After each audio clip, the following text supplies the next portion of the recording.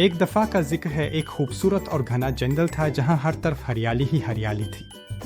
इस जंगल में एक बहुत बड़ा और दोस्ताना हाथी रहता था जिसका नाम राजू था। राजू अपनी नर्म दिली और मासूमियत के लिए पूरे जंगल में मशहूर था। वो अक्सर जंगल के खूबसूरत मनाजिर में घूमता फिरता और अपनी जिंदगी से लुत्फ अंदोज होता था। राजू दिल का बहुत अच्छा था, लेकिन इसकी चाल थोड़ी सुस्त थी और वो कभी कभी चीज़ों को समझने में थोड़ा वक्त लेता था, यानी वो थोड़ा भूला भी था। इसकी सादगी और मासूमियत इसे जंगल के दूसरे जानवरों से मुमताज़ करती थी।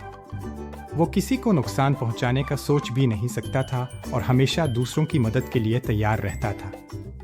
इसी जंगल में एक छोटा सा बंदर भी रहता था जिसका नाम मैको था। मैको बहुत तेज, चंचल और चालाऊ था। वो अपनी जहानत और शरारती हरकतों के लिए जाना जाता था। मैको दरख्तों पर तेजी से चढ़ता और छलांगे लगाता और हमेशा कोई ना कोई नया खेल या शरारत सोचता रहता था। इसकी आंखों में हमेशा एक चमक रहती थी जो इसकी जहानत की अक्कासी करती थी। एक दिन राजू तालाब के पास पानी पी रहा था, अपनी सूंड से ठंडा पानी खींच कर पी रहा था और जंगल की खामोशी से लुत्फ अंदोज हो रहा था। अचानक मैको एक ऊंचे दरख्त से छलांग मार कर नीचे आया। इसके चेहरे पर एक शरारती मुस्कुराहट थी और वो किसी नई मुहिमजोई के लिए तैयार नजर आ रहा था। इसकी आमद से जंगल का पुरसुकून माहौल थोड़ा चंचल हो गया। मैको ने राजू के करीब आकर कहा, अरे राजू भाई, मैंने अभी अभी एक बहुत ही अहम और परेशान कुन खबर सुनी है। मुझे पता चला है कि आज जंगल में एक बहुत खतरनाक शेर आने वाला है। मैको की आवाज़ में थोड़ी घबराहट थी, लेकिन इसकी आंखों में एक चमक भी थी, जैसे वो कोई बड़ा मंसूबा बना रहा हो। राजू ने हैरत से अपनी सूंड पानी से निकाली और मैको की तरफ देखा। राजू ने मैको की बात सुनकर खौफ से अपनी आंखें बड़ी कर ले और उसके कान थोड़े नीचे झुक गए। इसने परेशानी से कहा, क्या शेर? ओ नहीं, मैं तो बहुत डर गया। शेर तो बहुत ताकतवर और खतरनाक होता है।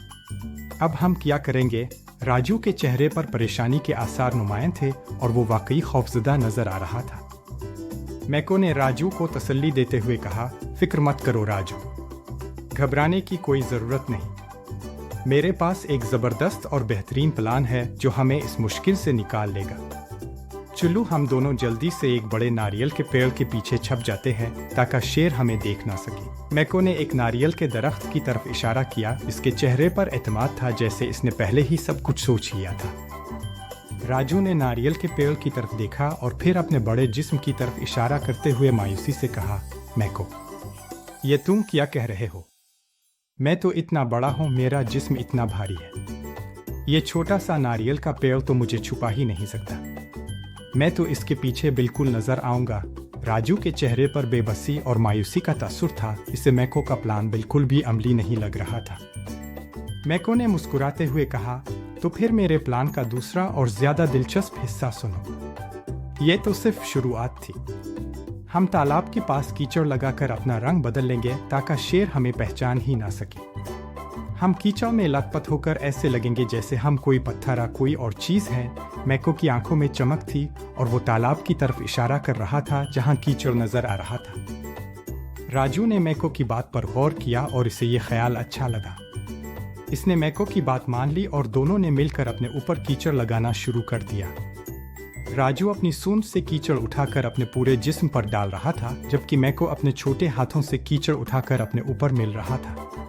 वो दोनों इस काम में पूरी तरह मगन हो गए ताकि शेर उन्हें पहचान ना सके। अब राजू हाथी मुकम्मल तौर पर भूरे रंग का नजर आ रहा था, जैसे वो कीचड़ से ढका हुआ कोई बड़ा पत्थर। मैको बंदर भी कीचड़ में लथपथ होकर एक अजीब व गरीब शक्ल इख्तियार कर चुका था। वो किसी कचरे के ढेर जैसा लग रहा था।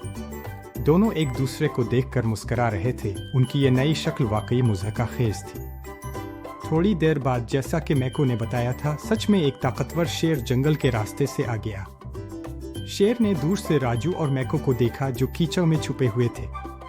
शेर ने उन्हें गौर से देखा और फिर उलझन के आलम में कहा, यहाँ तो कोई जानवर नहीं, सिर्फ एक बड़ा सा पत्थर और एक छोटी सी गंदी चीज पड़ी हुई है। शेर के चेहरे पर उलझन का तासुर था क्योंकि वो उन्हें पहचान नहीं पाया था। शेर ने राजू और मैको को नजरअंदाज करते हुए आगे बढ़ गया। इसकी नजरें कहीं और थीं। वो उन्हें कोई खतरा नहीं समझा और अपनी राह चल पड़ा। राजू और मैको कीचड़ में छुपे हुए शेर को जाते हुए देख रहे थे और उनके चेहरों पर इत्मीनान था। शेर की नजरों से ओझल होने के बाद उन्होंने गहरी सांस ली। जब शेर मुकम्मल तौर पर चला गया और नजरों से ओझल हो गया तो मैको बंदर खुशी से उछल पड़ा और चीख उठा, देखा राजू, मैंने कहा था ना, अक्ल ने ताकत को हरा दिया। हमारी जहानत ने शेर जैसे ताकतवर जानवर को भी धोखा दे दिया। मैको के चेहरे पर फतह की चमक थी और वो अपनी कामयाबी पर बहुत खुश था। राजू हाथी ने प्यार से मैको बंदर की तरफ देखा और हंसते हुए कहा, मैको, तुम वाकई बहुत ज़हीन हो। तुम छोटे ज़रूर हो लेकिन तुम्हारा दिमाग बहुत बड़ा है और तुम्हारी अक्ल ने आज हम दोनों की जान बचा ली। राजू के चेहरे पर इत्मीनान और खुशी थी और मैको फ़ख्र से मुस्कुरा रहा था, इसकी आंखों में चमक थी। दोनों दोस्त राजू और मैको अपनी कामयाबी पर हंसने लगे और उनकी दोस्ती मज़ीद गहरी हो गई। जंगल के दूसरे जानवरों ने भी उनकी जहानत और दोस्ती की कहानी सुनी और वो सब उन दोनों के दोस्त बन गए। इस दिन से राजू और मैको की दोस्ती की मिसालें दी जाने लगे और वो दोनों जंगल के हीरो बन गए।